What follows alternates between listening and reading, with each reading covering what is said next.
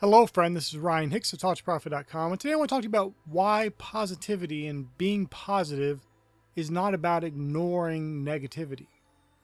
Sometimes people think that when you talk about positive thinking and following Philippians 4:8, you're just talking about burying your head in the sand, the proverbial ostrich burying their head in the sand to avoid the predators, which of course is not even something that's even true. That was something that Pliny the Elder came up with from his observation of ostriches going and hiding in a bush and think that they were no longer being able to be seen. But one of the issues is that many people give too much credence to negativity.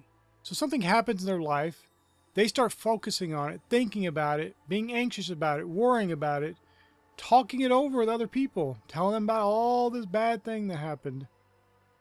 And what they do is they give more energy to it, more power to it, because they've been focusing on it. Their faith is now in that thing happening even more so, and it creates more negative experiences in their lives.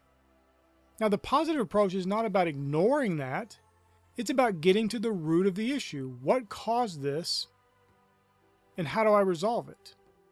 Knowing that you can go to God anytime, day or night, for anything, and especially for wisdom. And He'll give it to you liberally. Doesn't matter if what you need wisdom for is something tiny or something big.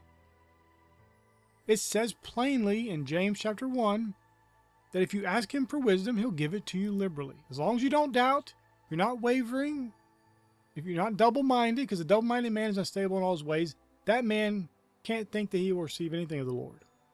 But you're asking in faith, you're believing in faith, for that wisdom, He'll give it to you, and you can solve whatever negativity that comes up. Now, the important thing about positivity is beyond that wisdom to be able to overcome it, is to start putting yourself in the position, because of your positive high vibrational state, that you stop having all those negative experiences. This is the thing people don't understand. They think that experiences, circumstances, events are all outward to them.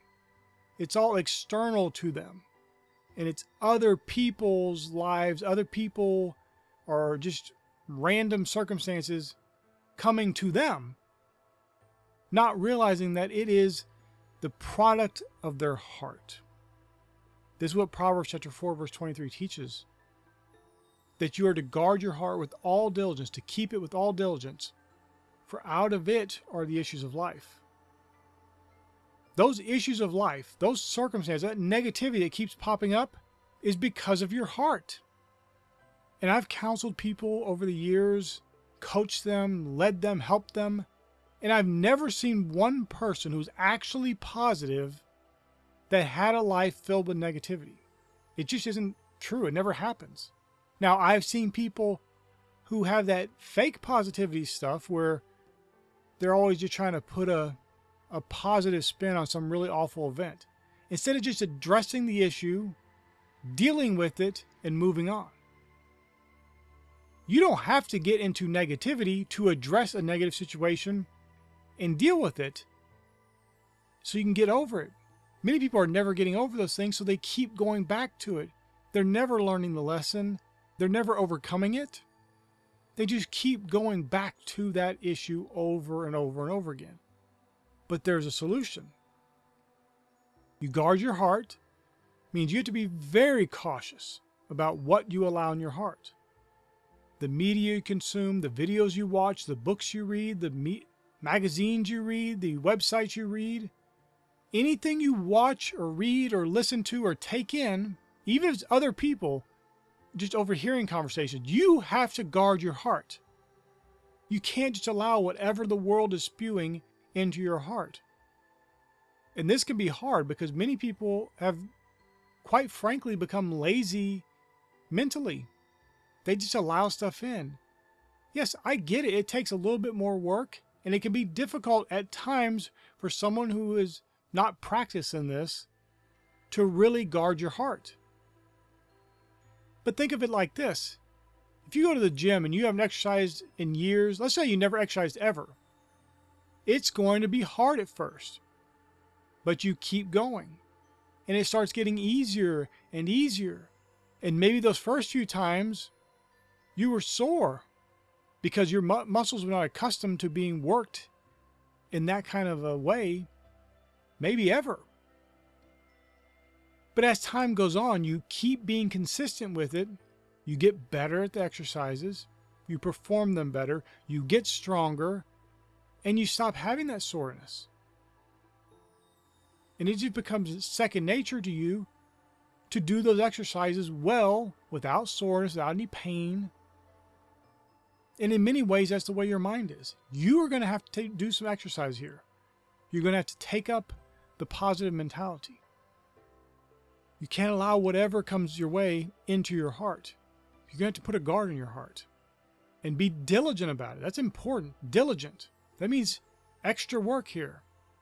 Not laziness, not just, I'll try a little bit. No, you have to be diligent about this. But if you do, you will start to create a glorious life. Now, you can't do it a couple times and then just never do it again. You're constantly having things come your way, and you have to constantly be on guard. Just like that exercise. You can't work out 2 times and say, well, I'm done exercising. You'll lose all your gains real rapidly. And in many cases, people don't just lose the gains, they actually regress even further back. Get into a more sloppy, flabby state than they were before they started exercising. That's not the position you want to be in. You want to be in that positive, high vibrational state that can easily address a negative situation, deal with it, solve it by God's wisdom and grace, and then move on in positivity to the next glorious thing in your life. And because you're guarding your heart, and because you're focusing on things that are good, lovely, true, and just, they're virtuous, they're praiseworthy, you start to experience more of those types of things in your life. And those negative events that you've been, unfortunately, creating by the stuff you've been allowing in start to dissipate and go away. Now imagine it like this. You have a seed and you plant it into a field. The field has been growing weeds for decades. You get to be diligent to keep that seed growing, to not let it get choked out by the weeds. But if you do, that will create a little harvest. You'll take some of those seeds, you'll plant them. And eventually that entire field will be no more weeds, and it'll be all the seeds you've been sowing. Those good seeds, those positive seeds that you've been sowing in your heart. You've choked out the weeds with the Word of God. You've choked out the weeds with your declarations of faith. You've choked out the weeds with your positivity, and you start to live a positive, high vibration, abundant, glorious life, the abundant life that Jesus came to give you. My friend, I pray this is a blessing for you. May God bless you richly.